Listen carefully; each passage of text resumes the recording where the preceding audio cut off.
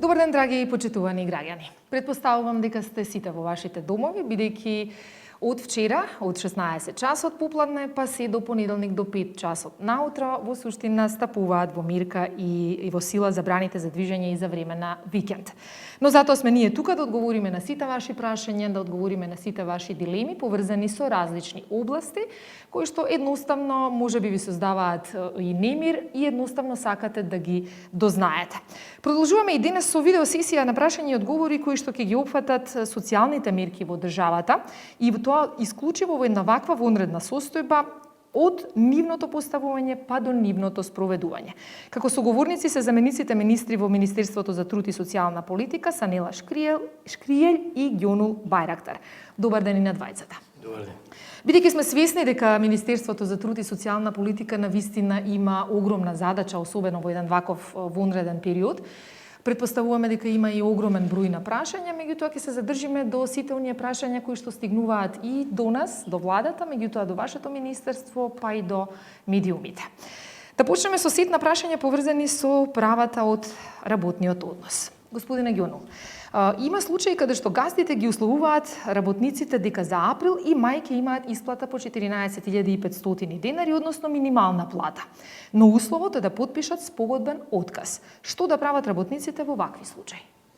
Благодарам. Добар ден и од мене до сите гледачи на нашата држава и до медиумите. Вие седите дома, ние сме тука да одговориме на сите ваши поставени прашања.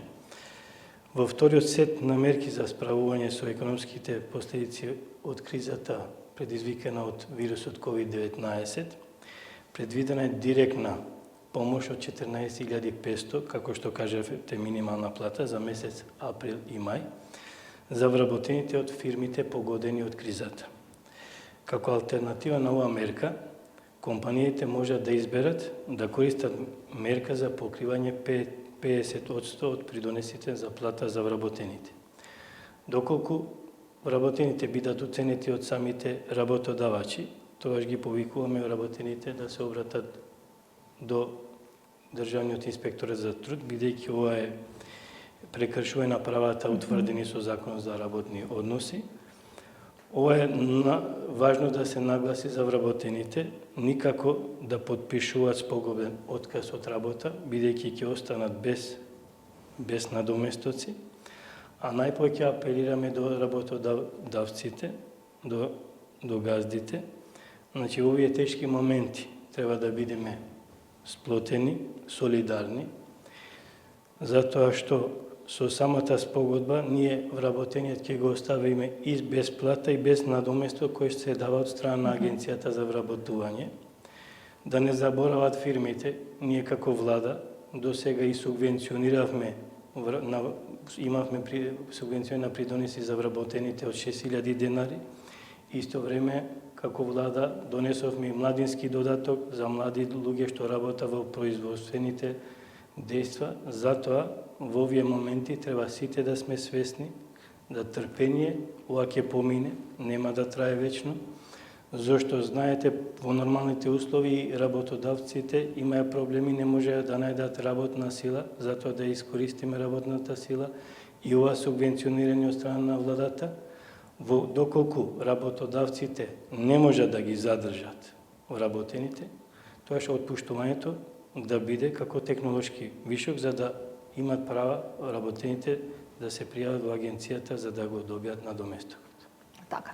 Што да направи лице пак што добило отказ од работа поради актуелната криза, а нема ниту здравствено осигурување? Во тие услови, тие лица што останале без работа, треба да се јават во агенцијата за вработување или во местата кај што живеат во центрите за вработување. По автоматизам невработеното лице, кој согласно со Закон за вработување и осигурување во случај на невработеност, ќе добие и надоместок на паричен надоместок и истовремено остварува право за здравствена заштита. Но има и останати невработени лица, за тие што не се пријавени, добро е да аплицираат, да се обратат поточно во Фондот за здравствено осигурување. Има неколку прашања кои се однесуваат на прекин на работен однос и кои се можностите за работникот во таква ситуација. Можете ли да појасните кому му следува парична помош, а за кого е наменета гарантирана минимална помош? Овде имаме две прашања, Да. едно прашање и подпрашање, добро, ќе одговориме. Значи, во случај во прекин на работен однос, има право лицето на паричен надоместок од висина од 50% просечна нето плата на работникот во последните 24 месеци. Право на паричен надоместок има невработено лице кој што бил 9 месеци непрекинато во работен однос со стаж и осигурување или 12 месеци со прекин во вкупното 18 месеци. Пред престанокот, значи еден пример ќе ви дадам, ако лицето е во непрекин однос од 9 месеци, односно 12 месеци со прекин во вкупното 18 месеци, има право на надоместок од 1 месец.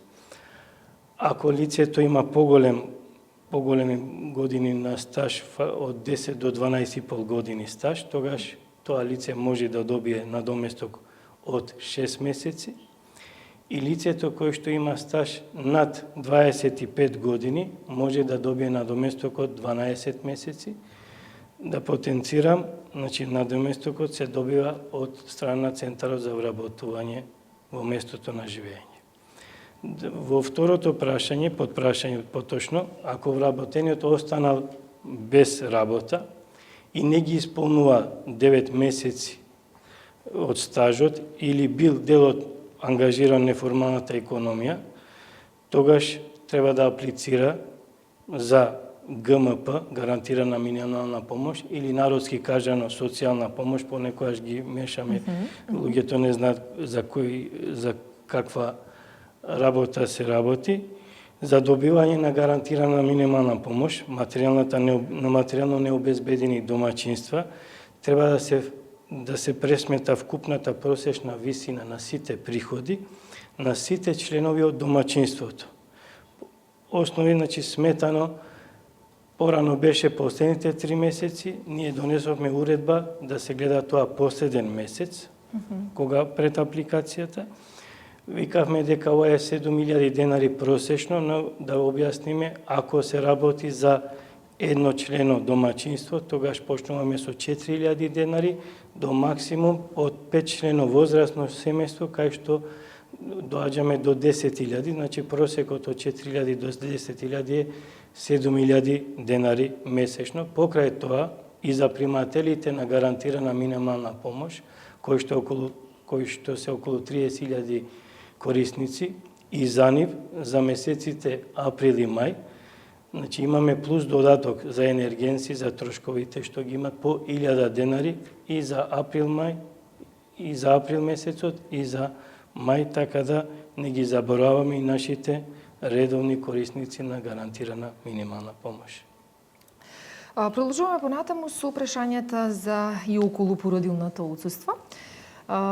Министерството за труд и социјална политика е надлежно во делот за регулирање на отсуства од работа на родители на деца до 10 годишна возраст.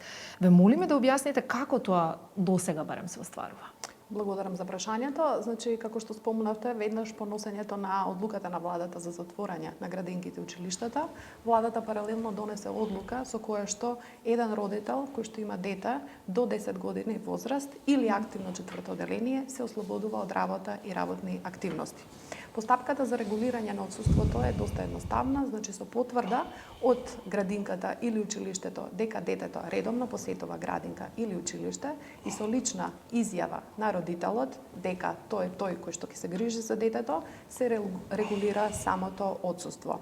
Досега сметаме дека и во јавниот и во приватниот сектор генерално, значи оваа мерка веќе се имплементира без некакви посебни, да речам, предизвици и проблеми. Повторно кажуваме дека секаде каде што има проблем и каде што има непочитување на било кој од мерките на владата, ги упатуваме работниците да се обратат до Државниот инспекторат за труд. Но што во случаите кога мајката не може да добие таква потврда, оти била на породилно отсуство, а детето не е запишано во градинка? Така, имавме многу случаеви и барања за решавање на овие ситуации за мајки чие што породилно отсуство истекува сега, немаат можност да го запишат детето во градинка и нели со самото тоа немаат кој да се грижи за детето. И токму затоа во соработка со Министерството за здравство и Фондот за здравствено осигурување се донесе уредба со законска сила во делот на Законот за работни односи, кој што вели дека сите оние мајки чие што породилно отсуство истекува од моментот на прогласување на вонредната состојба, а тоа е 18 март, им се продолжува породилното отсуство, тоа е платено породилно отсуство, значи Фондот за здравствено осигурување го сноси трошокот, самата процедура за продолжување на отсуството, како и во редовни услови, нели се спроведува преку Фондот за здравствено осигурување. Дали родителите на деца до 10 годишна возраст можат наизменично да одат, односно не одат на работа? Во смисол една недела да биде едниот родител, па друга недела да биде другиот родител, и дали е тоа некако регулирано? Да, како што спомнав, самото отсуство се регулира со потврдата, меѓутоа и со лична изјава во која што родителот потврдува дека тој, а не другиот родител се грижи за детето. Бидејќи ова е состојба која што трае подолго време, се разбира дека е можно родителите наизменично да го користат отсуството. Се што треба да направат е да достават таква лична писмена изјава во сектора за човечки ресурси, во институцијата, фирмата каде што работат, за да нели се регулира отсуството. Дали работодавачот има право да побере да се врати на работа лице со хронично заболување, кое со мерките на владата е ослободено од извршување на работните обврски? Така, ова ќе го кажам за сите категории кои што се ослободени од работа и работни активности, значи тука влегуваат и лицата со хронични болести и родителите. Би спомнала дека се ослободени нели и лицата кои што се потполно слепи, лицата во инвалидска количка, лицата со умерена и тешка интелектуална попреченост. Значи, одлуката е ослободување од работа и работни активности. Во исклучителни ситуации, како што е наведено во писмената изјава, работникот треба да е достапен за работодавачот. Што значи тоа? Во исклучителни ситуации, доколку има потреба за извршување на некоја активност која што е витална и неопходна за работниот процес, работодавачот може да побара извршување на некоја активност од дома или максимум 2 часа присуство на работното место. Повторувам, станува збор само за исклучителни ситуации, доколку треба да се реализира некоја работна активност која што е навистина витална за работниот процес. Меѓу другото, и ова е прв викенд со целосна забрана за движење. Дали лицата со попреченост треба да го поминат целиот викенд дома или пак има некакви други мерки во однос на овие лица? Да, свесни сме дека за лицата со попреченост, особено за децата со попреченост, движењето надвор, значи не е само излегување надвор, туку на некој начин е терапевтска активност. И токму затоа владата одговори на барањата на лицата со попреченост и тие имаат право на движење во текот на работните денови од 19 до 20 часот, во текот на викендите од 11 до 13 часот со придружник. Она што сакам да го потенцирам е дека нема потреба лицата со попреченост и нивниот придружник или придружничка да вадат дозвола од Министерството за информатичко општество.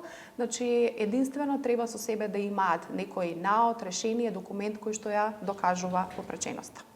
Благодарам. Следуваат сет прашања поврзани со користењето на годишниот одмор, кој што мора да признаеме никако и дигна голема прашина. Дали може да се искористи стариот одмор, дали може да се искористи новиот одмор, од кога до кога и така натаму. Меѓутоа еве вака, господине Бајрактар, прашање за вас. Новиот годишен одмор за 2020 година вработените вообичаено го користат од 1 јули. Со новата уредба која што се однесува на годишните одмори, работниците треба првиот дел од годишниот одмор да го искористат многу порано, дури 2 месеци порано. Дали во брзање е направен можеби некаков привид? Благодарам за прашањето. Значи, не е точно дека 2 месеци е земено понапред. Значи, секоја уредба има истовремено законска сила. Ние како Министерство за труд и социјална политика донесовме уредби за Законот за работни односи, посебно за работниците вработени во приватниот сектор, кај што кажуваме во време на примена на вонредната состојба за лицата што се офатени со мерките од COVID-19, неискористениот дел од годишен одмор од 2019 година, кој што со ЗРО беше до крајот, и ова да потенцираме до крајот на наредната година, до крајот на јуни, сега се поместува и викаме треба да се искористи до 31 мај 2020 година. Зборуваме за одморот што беше од 2019 година. И вториот дел викаме дека лицата што се офатени со мерките од COVID-19, новиот одмор, тоа од 2020 година, првиот дел што значи едно по друго работни недели да се искористи до 31 јуни 2020 година. Овие лица кои се офатени со овие мерки, како што спомна пред малку и Санела, се бремените жени, хроничните болни, деца, родители со деца од 10 години што не можат да вршат работа од дома, затоа можат да го искористат и работодавците и фирмите овие мерки за овие лица да останат дома и да искористат и ланскиот одмор и годинешниот одмор од дел од 2020, значи не целосен од 2020, значи дел од 2 недели од 2020 година. Деломно одговоривте, меѓутоа еве уште едно слично прашање, бидејќи има нејаснотија дали треба и преостанатиот дел од годишниот одмор за 2019 година и првиот дел од одморот за 2020 година, значи двата дела од двата одмори заедно, вработените да ги искористат заклучно со месец мај оваа година. Како што кажав и претходно, не е точно тоа. Значи не е Добро. точно. Првиот дел, рековме, стариот одмор од 2019 ќе го искористат до 31 мај 2020 година. Новиот одмор од 2020 од 2 недели ќе го искористат до 31 јуни 2020 година. Добро, го повторивме неколку пати, верувам дека ќе биде јасно на граѓаните, меѓутоа верувате дека постојано стигнуваат ваков тип на прашања. Дали од друга страна роковите за доискористување на ланскиот и користење на дел од годинишниот одмор се однесуваат на сите работници, и на оние што користат ослободување од работа и на оние што работат од дома? И второто прашање е што доколку до 30 јуни не се искористи првиот дел од одморот за 2020? Дали тие денови ќе му пропаднат на работникот? Ево да појасниме. Значи, одморот се носи согласно со потребите на работниот процес и одобрени од работодавачот. Работодавачот е тој што го организира работата и одморот на самата фирма. Значи, за луѓето што работат, што се работно активни и што одат преку еден ден или 2 дена, тие истовремено ќе можат да го искористат стариот одмор од 2019 до 31 мај 2020. Ако не можат да го стигнат да го користат новиот одмор од 2 недели, што викаме за 2020, со Закон за работни односи, тие можат да го искористат одморот од 2020 до наредната година, 30 јуни 2021 година. Значи, не им пропаѓа одморот, им стои одморот, тие се преместува, бидејќи и Закон за работни односи е така е направен, дека треба да се искористи одморот до наредна година, јуни месец, и затоа тука потенцираме на тие вработени не им е изгубен одморот од 2020 година, значи може да го искористат во текот на 2020 или до 6 месец 2021 година. Тука се вметнува некако и прашањето што е со работниците во јавниот сектор, дали и за нив е уредено користењето на годишниот одмор во кризни услови? Да, имавме и дилеми во самите уредби кои ги донесовме во влада. Значи, ние како Министерство за труд и социјална политика донесовме уредби од Закон за работни односи за приватниот сектор, а за јавниот сектор донесено од страна на Министерство за информатичко општество и администрација. Таму истовремено е уредено за јавен сектор, за лицата што не можат да вршат работа, што се офатени со мерките од COVID-19. Да повторам пак, тоа се бремените жени, родители со деца до 10 години, хроничните болни. За нив се рачуна дека одморот за 2019 година е искористен веќе. За луѓето што се активни, што работат од дома, за нив исто важи како за приватниот сектор. Стариот одмор од 2019 година ќе треба да го искористат, ќе може да го искористат до крајот на мај од 2020 година. Сега тука во јавен сектор имаме и за кого не важи уредбата. Ова уредба не важи за припадниците на армијата, припадниците на на полицијата, Министерството за одбрана, Министерството за внатрешни работи, истовремено за јавните здравствени установи, Министерството за здравство, царинските служби, инспекцијските служби, противпожарната територијална заштита, истовремено и за луѓе што работат 24 сати во домови за стари лица. За нив ова не важи, како ќе биде регулиран за нив. Тие ќе можат да го искористат и одморот од 2019 година и дел од одморот од 2020 година, што викаме 2 непосредни работни недели, ќе можат да го искористат до крајот на ова година, односно до 31 декември 2020 година. Сепак, тука пак потенцираме, значи да не трпи работните процеси, тука е одговорното лице, работодавачот, министерството, министерот, кој што ќе организира работата во самата јавна установа за да не трпеат работите. И уште нешто да потенцирам, при давање на одмори треба да бидеме внимателни, раководителите на фирмите и јавните институции, да имат приоритети некои вработени, зашто тоа е дадено во Закон за работни односи, да се видат кои се приоритети на вработените и према тоа да се направи план, програм за давање на одмори. Одлично, ви благодарам многу. Господи Шкријање, има ли некоја мирка за посебно ранливите групи, бидејќи имаше забелешка од опозицијата дека тие се заборавени?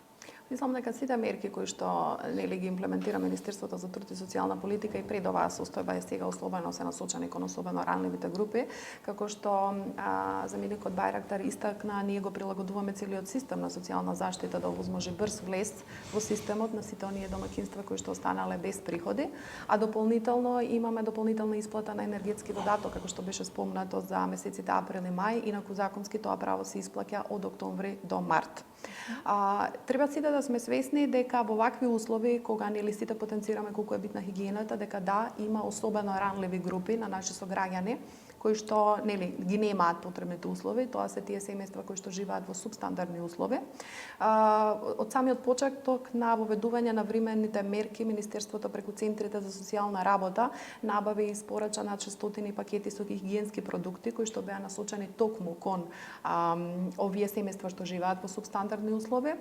Дополнително заедно со УНИЦЕФ обезбедуваме дополнителна втора тура на хигиенски пакети кои што ќе бидат насочени кон населбите каде што навистина имаме лоши, да речем, услови за живење, како што е, не знам, Тризлаво Прилеп или Бајрово Битола или Керамидница Гостивар, Црник, Шутово Ризари, така да постојано работиме со нашите партнери и како Министерство за труд и социјална политика со Црвен крст и преку центрите за социјална работа да одговориме на нивните потреби и нели да им помогнеме да можат во вакви едни услови да одржуваат хигиената на завидно ниво. Понатаму заедно со UNDP воспоставивме еден сервис кој што е насочен кон лицата со попреченост токму на нивно барање. Значи околу 200 лица ќе испорачуваат директни услуги кои што треба да го помогнат секојдневното функционирање на лицата со попреченост, на старите лица во 27 општини. Во однос на самото изведување на онлайн наставата, благодарение на меморандумот кој што го потпиша Министерството за образование и Министерството за информатичко општество заедно со Телеком, на околу 30.000 деца од семејства кои што живеат во социјален ризик им бидат поделени преку центрите за социјална работа картички со интернет, се со цел да возможиме да навистина секое дете има подеднакви услови да нели ја следи онлайн наставата во вакви едни вонредни состојби. Уште едно прашање за правото на видување на дете. Што да прават секундарните родители кои не живеат со децата во оваа кризна ситуација? Најчесто мајките не им дозволуваат да се видат, да речеме, со другиот родител, а од друга страна пак отежнува и ситуацијата дека за време на викенд има и дополнителна забрана за движење. Така, она што секогаш прво го потенцираме е дека Законот за семејство не препознава примерен и секундарен родител. Значи, двајцата родители имаат еднакви и права, и одговорности и обврски да се грижат за детето. И секогаш најдобриот интерес на детето да биде тоа што ги води, нели? Во вакви едни услови апелираме, неколку пати апелиравме, повторно ќе апелираме до сите родители да ги прилагодат видувањата да ги прилагодат движењата, се со цел да се обезбеди најсоодветна грижа и заштита на здравјето на децата и нели почитување на оние мерки за ограничување на движењата. Ги повикуваме родителите да се обратат во центрите за социјална работа. Значи таму има стручни тимови кои што ќе им обезбедат советување и поддршка. Родителите може да се договорат и да потпишат спогодба за ведување на детето вон овие временски термини што се однесуваат на ограничување на движењето. Така да навистина повторно апелираме до родителите да нели грижата и заштитата на здравјето на децата да им биде врвен приоритет кога ќе ги договараат ведувањата, а центрите за социјална работа им стојат на располагање за секаков тип на поддршка и советување. Ви благодарам на гостувањето и на секогаш вашите концизни и јасни објаснувања.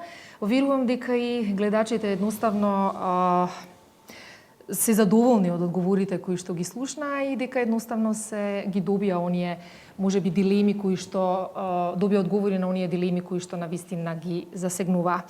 На вас, драги сограѓани, ви посакувам убав викенд. Се разбира со апел да се придржуваме на правилата и прописите за што побрзо да излеземе од оваа состојба со коронавирусот. Останете со добро здравје и се гледаме утре во нова видеосесија со министерот Филипчен на тема здравство.